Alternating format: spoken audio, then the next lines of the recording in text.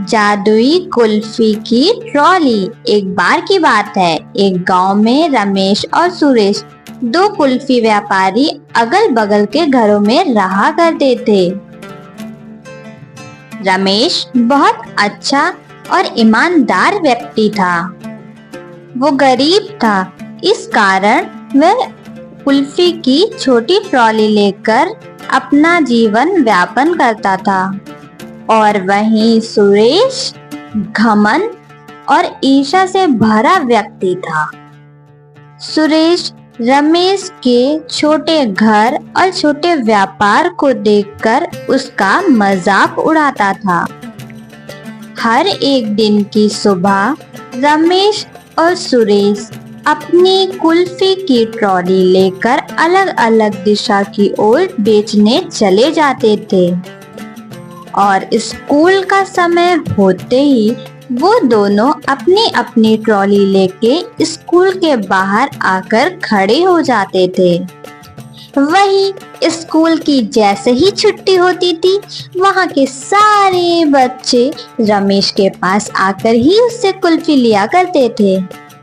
वहीं सुरेश की ट्रॉली बहुत सुंदर लगती थी, लेकिन उसके पास आकर कोई भी कुल्फी नहीं खरीदता था। इतने में ही सुरेश की ट्रॉली के पास एक गरीब बच्चा कुल्फी मांगने के लिए आ जाता है। सुरेश उस बच्चे को डांट फटकार लगाकर वहां से चले जाने को कह देता है। वो बच्चा ऐसे कटु वचन सुन के बहुत दुखी हो गया और जाकर एक बेंच पे बैठकर रोने लगा। रमेश को उस बच्चे को देखकर अपनी बचपन की याद आ गई।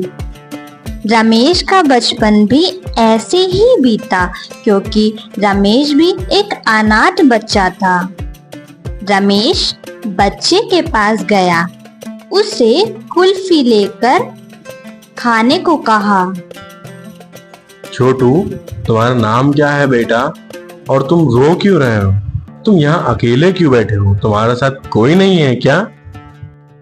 बच्चे ने उदास होकर कहा, अंकल, मैं अनाथ हूँ, आप मुझे छोटू नाम से ही बुला लीजिए।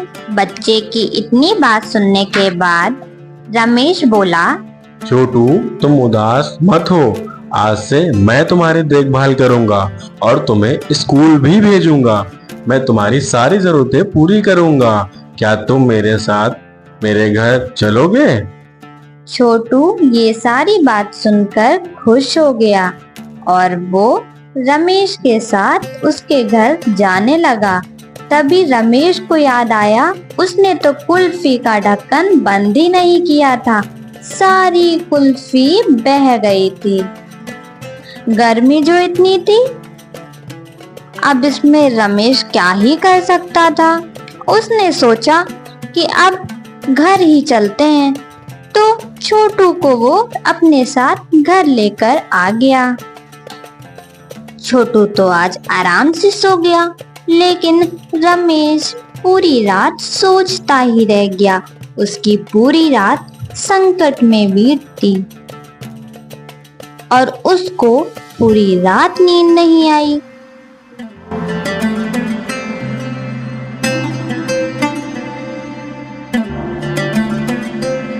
अगले दिन सुबह रोज की तरह रमेश कुल्फी की ट्रॉली को तैयार करके और उसने छोटू से कहा कि वहां से लौटते समय वह उसकी सारी जरूरतें के सामान लेकर आएगा। ऐसा कह के रमेश वहां से सोचता हुआ निकल गया। रमेश रास्ते से जा ही रहा था, तभी उसे एक पेड़ के नीचे बाबा जी दिखाई दिए। वह उनके पास गया और उन्हें प्रणाम किया। तभी बाबा जी ने उससे पूछा, क्या समस्या है? बाबा, मैं अपने इस छोटे से गाड़ी से अपना जीवन चला रहा हूँ, लेकिन अब तो मुझे एक छोटे से बालक का भी ख्याल रखना है। मुझे कुछ समझ नहीं आ रहा बाबा, मैं उसकी सारी जरूरतें कैसे पूरी करूँ? आप ही इस समस्या का परिष्कार कीजिए बाबा। तभी बाबा जी ने रमेश से कहा, मैं सब समझ गया हूँ। मैं तुम्हें एक बहुत बड़ी कुल्फी की ट्रॉली दे रहा हूँ, जिससे तुम्हारी सारी समस्याएं खत्म हो जाएंगी और आगे आने वाली सारी समस्याओं को यही संभालेंगी। रमेश बहुत खुश होकर उस बड़ी सी ट्रॉली को लेकर चला जाता है। जब रमेश कुल्फियां रास्ते भर बेचता हुआ आगे बढ़ता जा रहा था, तो अचानक से उसे याद आया कि इतनी सारी कुल्फियां आखिर आ कहां से रही हैं? मैं तो इतनी ज्यादा कुल्फी नहीं लेकर आया था। तभी रमेश ने उस डब्बे में झांक कर देखा तो वो कुल्फियां बढ़ती चली जा रही थी। तभी रमेश को याद आया कि ये तो चमत्कार उन बाबा जी का ही है। रोज की तरह रमेश उसी स्कूल के बाहर आकर खड़ा हो गया। तभी सुरेश ने उसकी नई ट्रॉली देखी और उसको मन ही मन में उससे जलन होने लगी। और रमेश को उस दिन बहुत अच्छा व्यापार हुआ। उसने काफी पैसे कमाए और उसी ट्रॉली के कमाए हुए पैसों से वो छोटू के लिए नई पुस्तकें, नए कपड़े और नई नई चीजें खरीद कर अपने घर ले जाकर छोटू को दिया। इतना सारा सामान देख के छोटू बहुत खुश हो गया। छोटू, ये लो बेटा तुम्हारा सारा सामान मैं ले आया। अब तुम कल से अपनी नई नई पुस्तकें और नए नए कपड़े पहन के अब स्कूल जाओगे। छोटू, तो बताओ बेटा, ये कैसा लगा तुम्हें ये सारा सामान? अगले दिन रमेश छोटू को अपने साथ लेकर स्कूल पहुंचा और उसी स्कूल में उसका एडमिशन भी करा दिया। और अब रमेश का व्यापार बहुत ही अच्छे तरीके से चल रहा था। वह बहुत पैसे कमा रहा था। और फिर कुछ ही दिनों बाद रमेश का जीवन कुछ ज्यादा ही बदल गया और वह शहर का बहुत धनवान व्यक्ति बन गया।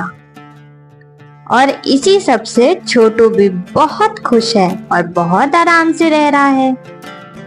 सुरेश रमेश की इतनी उन्नति देखकर सह नहीं पा रहा था और बिल्कुल भी खुश नहीं था। वह सोचने लगा, अरे क्या ये एक आदमी कुल्फी के ठेले से सिर्फ इतना ज्यादा कैसे कमा रहा है? मुझे देखना पड़ेगा। ये कुल्फी के ठेले की ही कोई बात होगी। मुझे जरूर से जरूर आज रात ही इस कुल्फी के ठेले का पता लगाना ही होगा। रात के समय जब सारे लोग सो गए थे, तब रमेश चुपके से उसके घर में घुस गया और ट्रॉली को झांकने लगा। जब उसने ट्रॉली में झांक कर देखा तो उसके अंदर तो कुछ भी नहीं था। उसने गुस्से में आकर पूरी ट्रॉली तहस नहस कर दी। सुरेश को लगा कि कोई जाग गया है, शायद उसे किसी ने देख लिया। ऐसा देखते ही वह वहां से तुरंत भाग गया।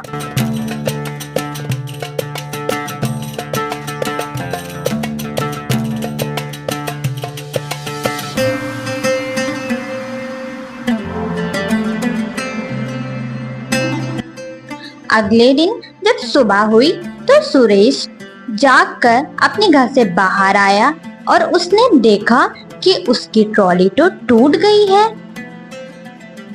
तभी सुरेश देखता है कि रमेश के घर पे उसकी ट्रॉली तो बिल्कुल ठीक खड़ी है। तभी सुरेश अपना सर पकड़कर रोने लगा। तो हमें इस कहानी से क्या सीख मिलती है? कभी भी हमें दूसरों की खुशी और विकास को देखकर ईर्ष्या नहीं करनी चाहिए। हमारी सोच हमेशा अच्छी होनी चाहिए। अगर हम किसी का अच्छा करेंगे तो वह हमारी भी भलाई करेगा।